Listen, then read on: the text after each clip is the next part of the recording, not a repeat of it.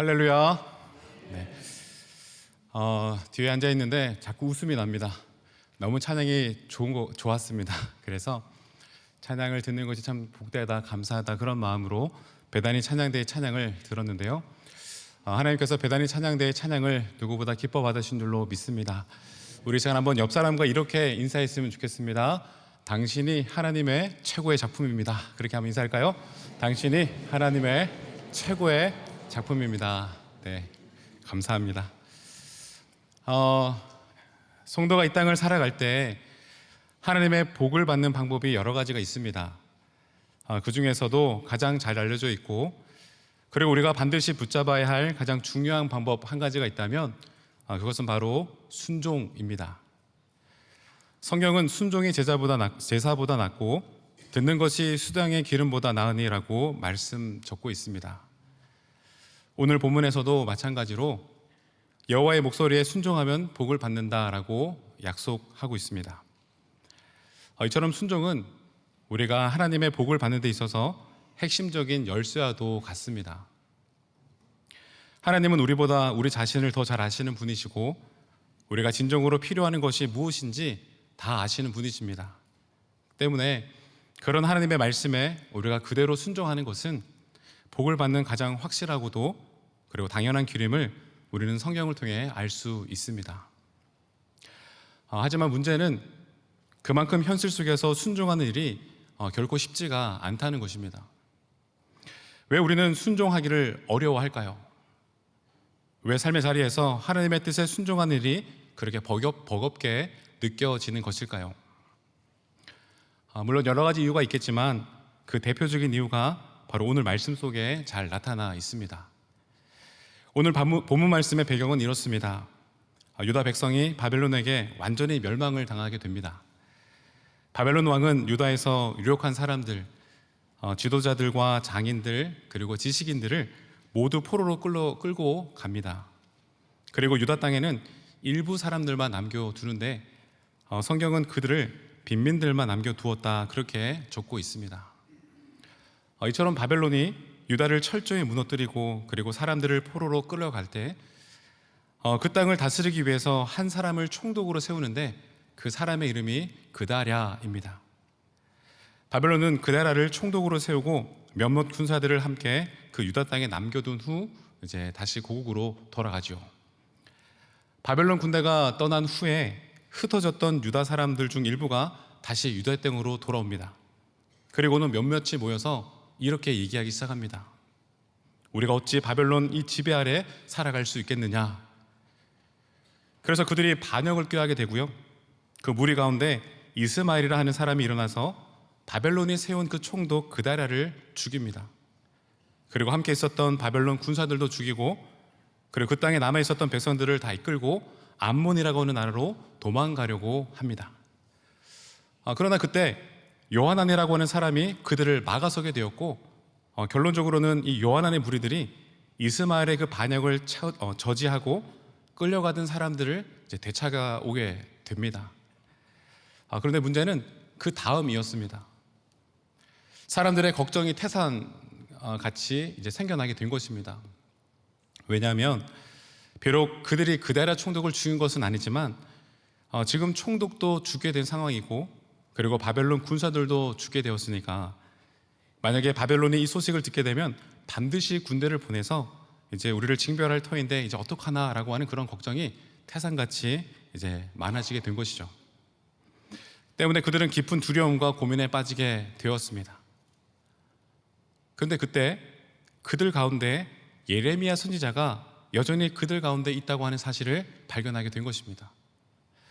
원래 이 예레미야는 유다가 멸망하기 전부터요, 줄곧 이렇게 외쳤던 선지자였습니다. 너희는 절대로 바벨론과 세워서 이길 수 없으니까 바벨론에게 항복하라 라고 얘기했습니다. 그것이 하나님의 뜻이니 하나님의 그 말씀에 순종하라 라고, 어떻게 보면은 유다 백성의 입장에서는 굉장히 듣기 힘들고 그리고 결코 유쾌하지 않은 말씀을 계속 전했던 선지자였습니다.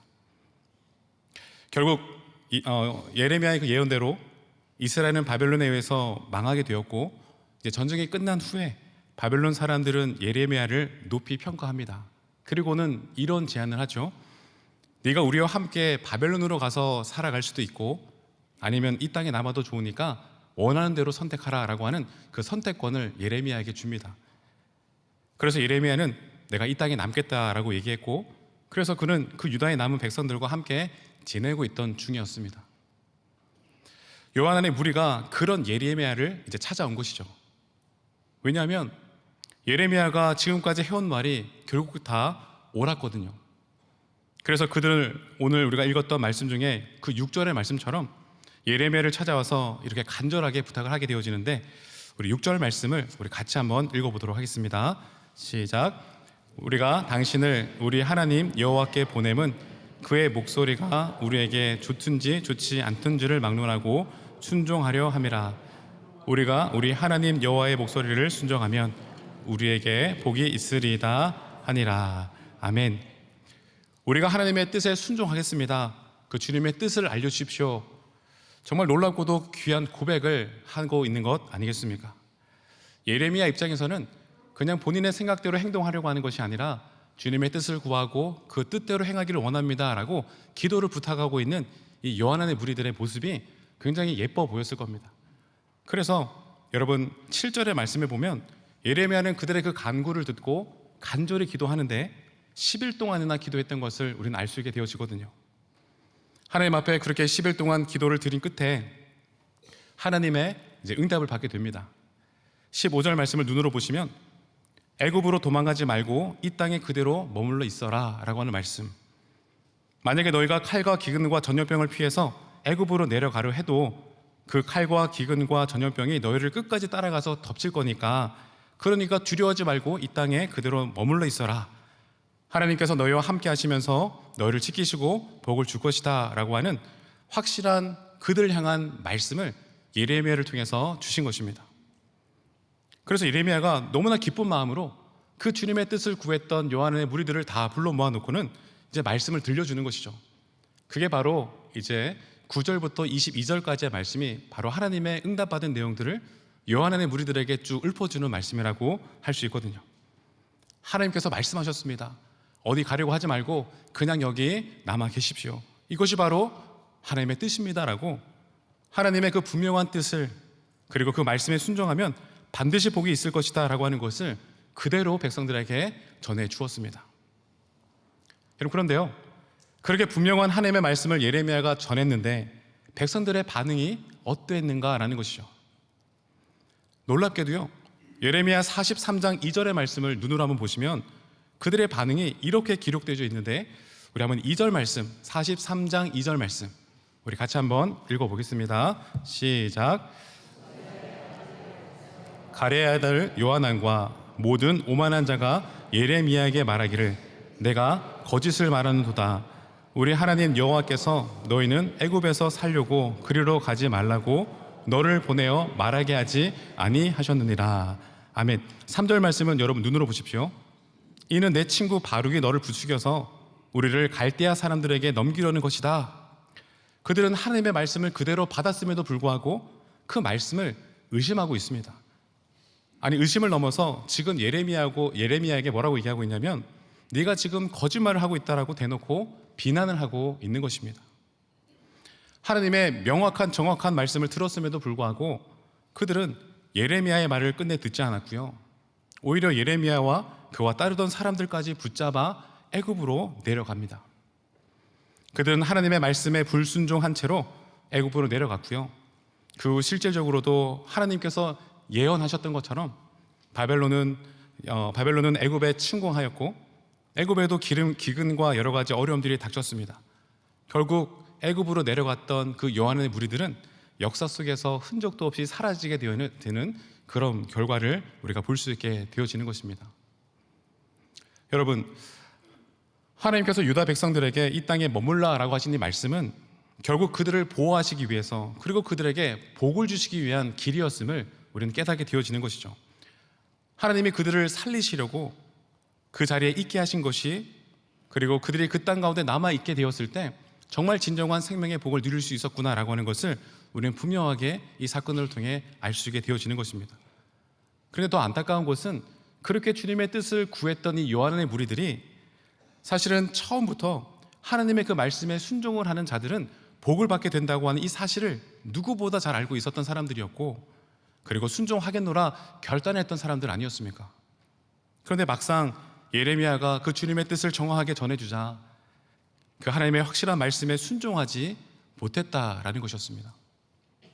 여러분, 우리는 이 상황을 어떻게 이해하고 받아들일 수 있을까요?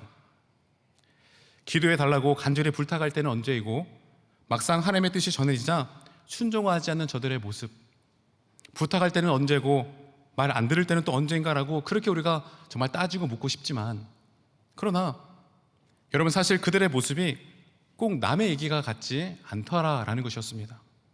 솔직히 우리들의 모습을 돌아보게 하는 그런 장면이 아닐 수 없다라는 것이죠. 여러분, 저희들도 날마다 이런 찬양을 부릅니다. 주님 말씀하시면 내가 나아가겠습니다. 뜻하신 그곳에 내가 나아가겠습니다. 우리가 그렇게 찬양하고 기도할 때가 얼마나 많이 있습니까? 그래서 하나님께서 정말 그렇게 간절히 주님의 뜻을 구하는 우리들에게 하나님의 그 뜻과 말씀을 주실 때 우리는 보통 어떻게 반응했습니까? 기뻐하면서 아멘으로 주님의 그 말씀을 붙잡고 달려갈 때도 있었겠지만, 보통의 경우에는 아멘이 아니라 저멘으로 반응할 때가 얼마나 많이 있었습니까?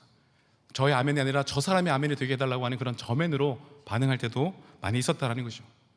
왜 그러할까라는 것입니다. 오늘 본문에 나오는 요한의 무리들, 하나님의 뜻을 따르겠노라 결심으로 예레미야를 찾아와서 기도를 부탁합니다. 겉으로 보기에는 그들의 태도가 참 경건해 보입니다. 그리고 순종하려고 하는 그런 의지도 분명하게 보여집니다. 그런데 우리가 이 본문을 자세히 들여다보면요, 이미 그들의 마음 안에는 하나님의 말씀에 온전히 순종하기 어려운 구조적인 문제가 자리하고 있었다고 하는 것을 발견하게 됩니다. 무슨 말씀이냐면, 그들이 예레미야를 찾아와서 6절의 말씀으로 이렇게 고백하고 있지 않습니까? 여러분, 다시금 6절의 말씀을 눈으로 보십시오. 이렇게 예레미야에게 고백하고 있습니다. 그들의 목소리가 우리에게 좋든지 좋지 않든지를 막론하고 순종하겠습니다. 우리가 우리 하나님 여호와의 말씀에 순종하면 복이 있는 줄로 믿습니다. 이것이 요한 안의 무리들의 고백이었는데, 여러분 어떻습니까? 참 좋은 고백이고 말만 놓고 보면 전혀 틀린 말이 아닙니다. 도리어 아주 훌륭한 말처럼 보여지기도 합니다. 그런데 여기에 숨겨진 문제가 있더라라는 것이죠. 여러분, 그들은 이미 좋은 것과 좋지 않은 것을 나누고 있었다라는 것이었습니다. 이미 그들의 마음속에는 자기가 원하는 방향과 원하지 않는 방향을 나누고서는 그 위에 하나님의 뜻을 받아들이겠다라고 하는 그런 자세를 가지고 예레미야를 찾아왔다는 것입니다. 여러분, 문제는 그와 같은 마음의 상태에서는요, 사실상 진정한 순종의 구조가 아니다라는 것이죠. 왜냐하면 그러한 마음의 구조를 가지고 주님께 묻게 되어지면, 하나님의 뜻이 내 마음에 좋을 때면 우리가 순종하게 되겠지만, 주님의 그 말씀이 내 마음에 들지 않을 때에는 우리가 다시 한번 더 판단하고 거부할 수 있는 그런 여지를 남겨두기 때문에, 여러분, 이것은 이미 순종이 어려울 수밖에 없는 우리의 마음의 구조임을 깨닫게 되는 것이죠. 여러분, 따라서 진정한 순종은 내 마음의 구조가 좋음과 좋지 않음이 생기기 전에 우리가 하나님 앞에 나아가서 물을 수 있어야 한다는 사실입니다. 여러분, 한 가지 질문 드려볼까요? 교회에서 목사님이 여러분에게 이렇게 한번 하십시오 라고 어떠한 도전을 주셨을 때, 여러분, 우리가 아멘 순종하겠습니다라고 반응할 수 있는 그런 순간은 보통 어떤 때이겠습니까? 내가 좋아하는 어떠한 말을 들을 때면 기쁨으로 아멘으로 화답할 것입니다. 그 말이 내 생각에도 옳고 그리고 괜찮고 좋다고 여겨질 때, 그때는 그것이 하나님의 말씀인 줄로 우리가 알고 기꺼이 순종하며 따를 것입니다. 근데 여러분, 반대로 똑같이 이렇게 저렇게 한번 하십시오라고 그 어떠한 도전의 말씀을 듣게 되었을 때 왜 우리의 마음이 튕겨져 나가고 순종이 되지 않을까? 내 생각에 그 말이 틀렸다고 여겨질 때, 마음에 들지 않을 때, 그 말이 내 삶에 좋지 않게 여겨질 때면 우리는 쉽게 그 말씀을 밀어내게 되더라라는 것이었습니다. 결국 우리가 생각하기에 좋은 말일 때만 순종하게 되어진다면, 여러분, 그것은 진정한 순종이라고 보기는 어려울 것입니다. 이미 우리 마음 안에 좋은 것과 좋지 않은 것이라고 하는 그런 기준이 들어가 있다면 그 순간부터는 하나님의 말씀에 온전히 순종하기가 어려워진다는 것입니다. 그때는 하나님이 내 생각과 내 바람에 그저 맞는 말씀만 해주시기를 바랄 뿐, 내가 듣고 싶은 말을 하나님의 입에서 그냥 듣고 싶어 할 뿐이더라 라는 것이었습니다. 제가 이전에 교회에서 사역할 때 가끔 청년들이 연애 상담을 면담 요청할 때가 있었습니다. 그 중에 제일 곤란한 상황은 이제 결혼할 상대를 데리고 와서 저에게 물어보는 경우입니다. 이렇게 제 옆에 딱 앉혀놓고는 괜찮습니까? 안 괜찮습니까? 그렇게 묻는 것입니다. 물론 저도 분명한 생각이 있고 마음의 감동이 있어가지고 때로는 진짜 선지자처럼 단호하게 이거 진짜 아닌 것 같은데 라는 그런 말을 해주고 싶을 때가 왜 없었겠습니까? 근데 현실은 그렇지 않더라라는 것이죠. 내 마음은 이미 확정되어 싸우니, 그런 마음의 구절을 가지고 저를 찾아와서 묻는 그와 같은 형제 자매들에게 이거 아닌 것 같은데 라고 부정적인 얘기를 하게 되어진다면 한 목사 영역이 없구나, 능력이 없구나, 이 교회는 소망이 없구나, 그렇게 떠나가게 되는 위험이 있지 않겠습니까? 만약 그들이 정말 두 사람의 만남이 하나님의 뜻인지를 분명히 알고 싶어 했다라면 마음이 완전하게 결정되어지기 전에, 좋음과 좋지 않음의 그런 마음이 생겨기 전에 그렇게 찾아와서 묻는 것이 옳지 않겠습니까? 그래야 그때 진짜 상담이 이루어질 수 있는 것인데, 그러니 이미 그들의 마음이 상대방의 100% 넘어간 상태에서 물어보면 그때는 그 어떠한 얘기도 순종하는 것이 쉽지가 않더라라는 것이죠. 그러한 모습 속에서는요, 그저 자기가 좋아하는 쪽에 대한 확증만을 받고 싶어하는 마음이더라라는 것입니다. 오늘 말씀에서도 이스라엘 백성들 예레미야에게 그렇게 묻지 않습니까? 우리가 도망하는 것이 좋습니까? 여기에 머무는 것이 좋습니까? 하지만 그들이 그렇게 물었던 그 순간에도요, 이미 마음 한쪽에는 기울어진 상태였다라는 것입니다. 사실 그들은 이미 애굽으로 도망갈 준비를 다 마친 상태였고요, 예레미야를 찾아와서 묻게 되어지는 그런 그들의 목적은 단지 그들의 그 결정을요, 하나님으로부터 확증받기 위한 동의를 구하는 것이었을 뿐, 진정으로 주님의 말씀에 순종하려고 했던 순수한 마음으로 묻지 않았다라는 것입니다. 그 마음을 우리가 어떻게 알 수 있느냐면, 하나님이 예레미야에게 그렇게 응답하실 때 9절부터 22절까지 다 하나님의 응답의 말씀 아니겠습니까? 그때 하나님이 그냥 단순하게 여기 남아 있으라 그렇게만 말씀하시면 되는데, 하나님께서 어떻게 말씀하십니까? 굉장히 긴 말씀 구절을 가지고 어디 가지 말고, 걱정하지 말고, 여기 남아 있으라고, 내가 너희와 함께 할 터이니 어디 가려고 하지 말고, 만약에 여기를 떠나서 어디를 가든 칼과 기운과 전염병이 늘 끝까지 따라갈 테니까 어디 갈 생각하지 말라고 굉장히 긴 구절을 통해서 그들에게 말씀하고 있는 그런 모습을 보게 되어질 때, 하나님은 이미 그 백성들의 마음속을 다 알고 계셨구나라고 하는 것을 엿볼 수 있게 되어지는 것이죠. 그래서 예레미야의 그 기도와 응답 속에 그 간절한 뜻이 고스란히 담겨져 있었던 것입니다. 근데 그럼에도 불구하고 백성들은요, 이미 그 확고해진 마음을 돌이키지를 못하고 오히려 예레미야의 그런 말을 왜곡시키지 않습니까? 당신이 지금 거짓말하고 있다라고, 바룩이 지금 너를 부추겨가지고 마치 바벨론의 앞자기처럼 지금 남아있는 모든 사람들까지 다 넘어버리려고 그런 것 아니냐라고 하나님의 그 뜻을 왜곡하고 해석하는 그 백성들의 모습을 우리가 볼 수 있게 되는 것입니다. 사랑하는 여러분, 오늘 말씀을 통해서 우리 자신을 한번 돌아볼 수 있게 되기를 원합니다. 우리는 정말 하나님께 온전히 순종할 준비가 되어져 있는가? 정말 진정 순수한 마음으로 하나님의 뜻을 따라가는 자세가 되어져 있는가? 혹시 우리 마음속에도 좋다 싫다 하는 그런 판단이 굳게 굳어진 그런 마음의 구조 상태에서 하나님의 그 뜻을 구하고 있는 것은 아닌지를 돌아보아야 하는 것입니다. 만약에 그와 같은 상태 가운데 우리가 주님께 끝까지 묻고 바라는 것이 있다고 한다면, 그것은 여러분 단지 내가 좋아하는 것을 하나님께서 말씀해 주시기를 바라는 것뿐임을 인정해야 할 것입니다.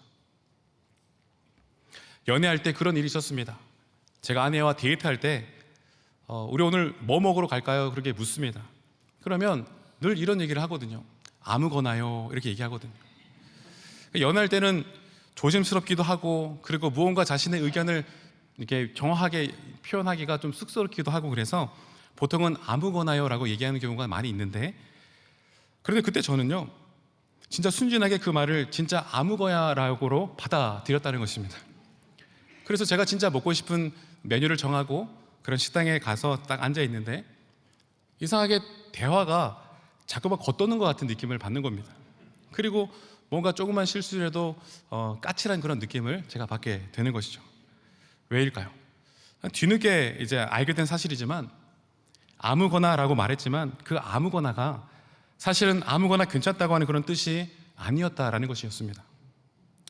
당신이 나를 얼마나 관심 있게 생각하고 있는지 테스트하는 거야. 그렇게 얘기하는 것이 그 아무거나라고 하는 이 말에 담겨져 있음을 뒤늦게 깨닫게 되었습니다. 여러분, 아무튼 우리가 하나님께 나아갈 때도 이와 비슷한 경우가 얼마나 많이 있는지 모르겠습니다. 하나님, 저는 괜찮습니다. 아무거나 주십시오. 좋든 싫든 제가 다 아멘으로 받겠습니다. 그렇게 기도하며 고백하며 주님께 나아가지만 사실 우리 마음속에는요, 이미 많은 것들이 결정되어 있는 것이 아닙니까? 여러분, 대표적으로 결혼 정년기에 있는 자녀들과 그런 자녀를 둔 부모님들에게 더 그러한 모습을 우리가 보게 되지 않습니까? 결혼하기 전에는 대부분 어떻게 고백합니까? 저는요, 믿음만 있으면 됩니다. 믿음만 봅니다. 우리가 그렇게 말하지만 근데 진짜 막상 정말 믿음만 좋은 사람, 그런 예비 사회나 며느리를 데리고 오면 어떻게 반응합니까? 반응이 너무나 냉랭한 그런 경우들을 우리가 보게 되지 않습니까? 사실 속마음은 자신이 좋아하는 그런 조건에 거기에 플러스로 믿음이 더해진 그런 이상형을 원했던 것이지 오로지 믿음만 있는 사람을 원했던 것이 아니었다라는 것이죠. 이처럼 오늘 이스라엘 민족이 저지르고 있는 가장 큰 실수는 그들이 먼저 자신의 마음을 정하기 전에 하나님 앞에 나아가야 했었다라는 것입니다. 어떤 결정을 내리기 전에 무엇이 그들에게 좋은지 무엇이 좋지 않은지를 미리 계산하기 전에 그때 하나님께 나아갔어야지만이 비로소 주님의 그 말씀에 순종할 수 있는 우리 마음의 구조가 형성될 수 있었던 것입니다. 여러분, 하나님께서 사울에게 아말렉을 멸하라고 명령하셨습니다.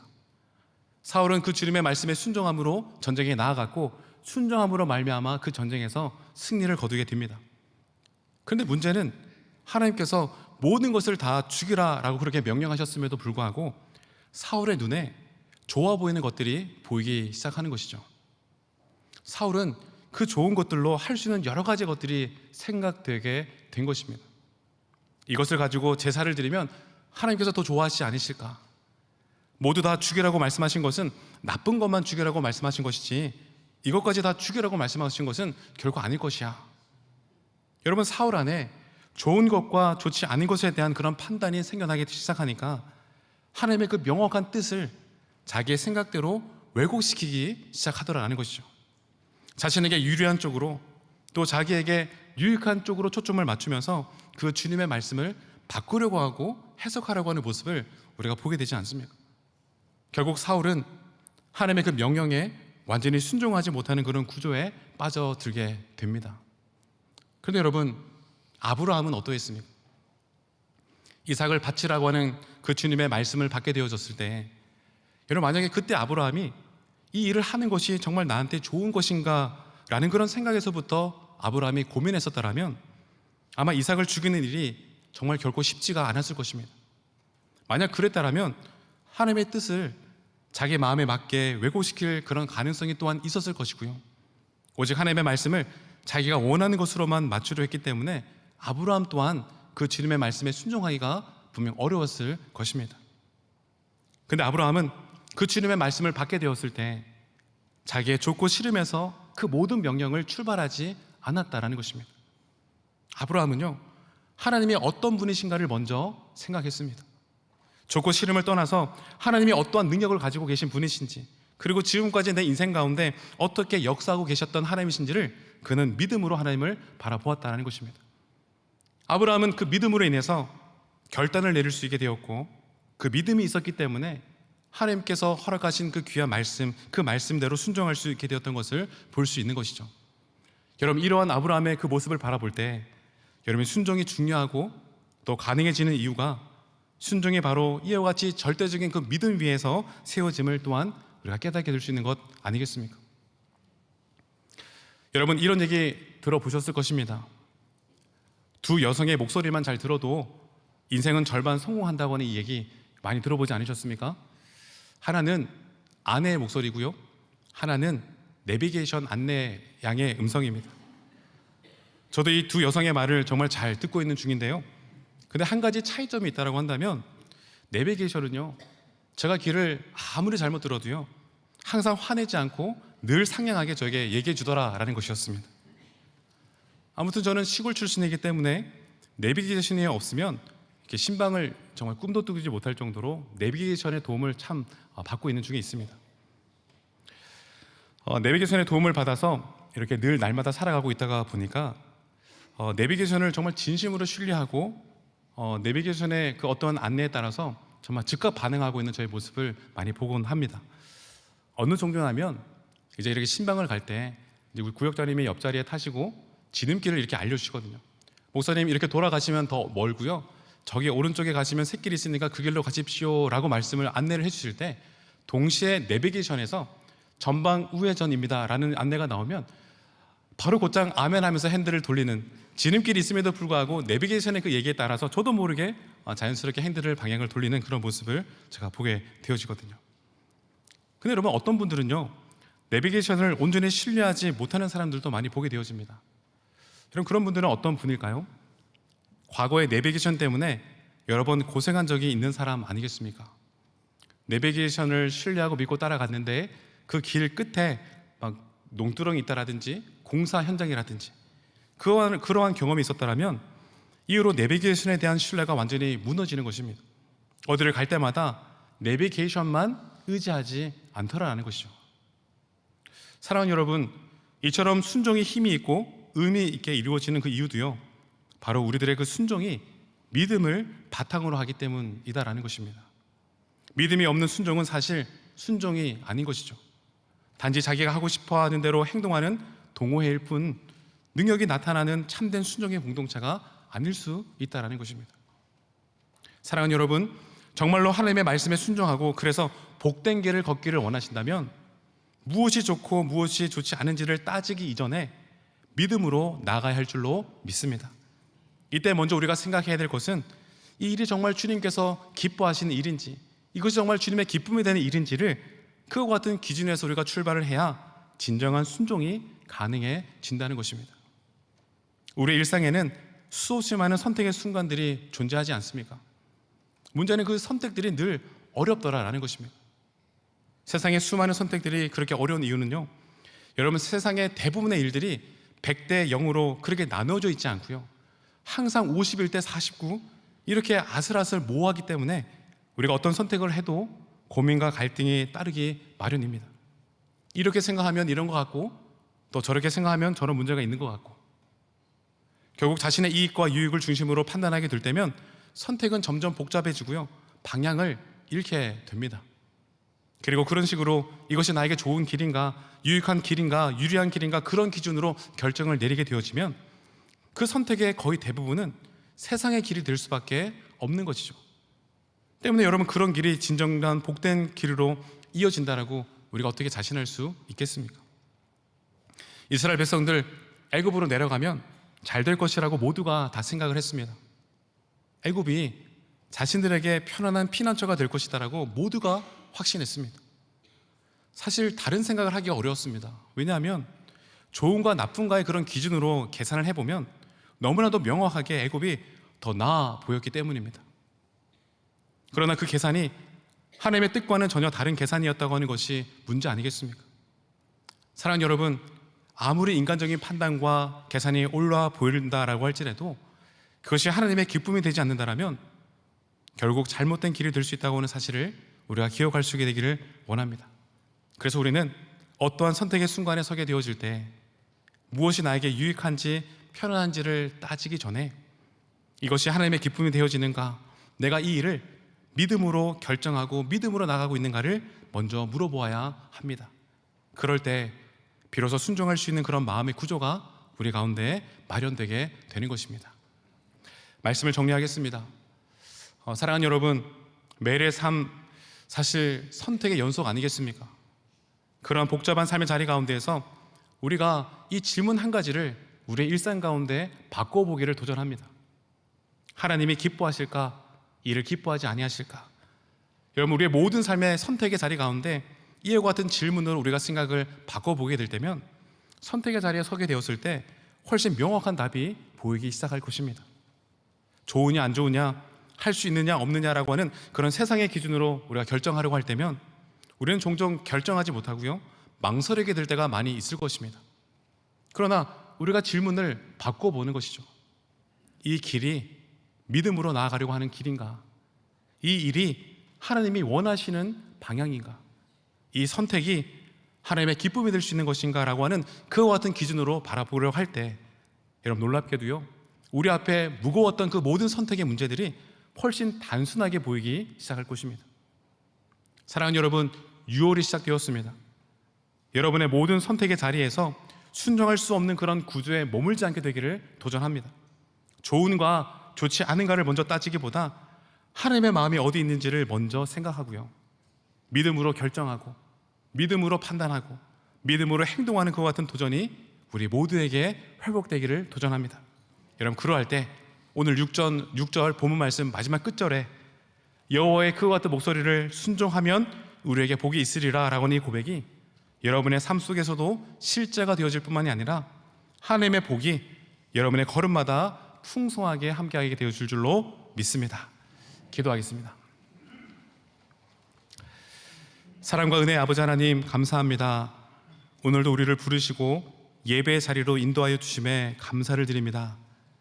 혹시라도 저희들 마음속에 이렇게 교회에 나오는 것이 나에게 좋은지 좋지 않은지를 따지며 계산하고 나온 마음이 있다면 이 시간 회개합니다.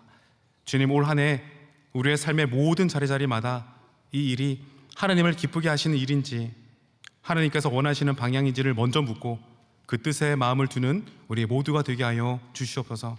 내 생각과 유익을 앞서기보다 믿음으로 결단하게 하시고 하나님의 기쁨을 따라 도전하는 신실한 성도가 다 될 수 있도록 인도하여 주시옵소서.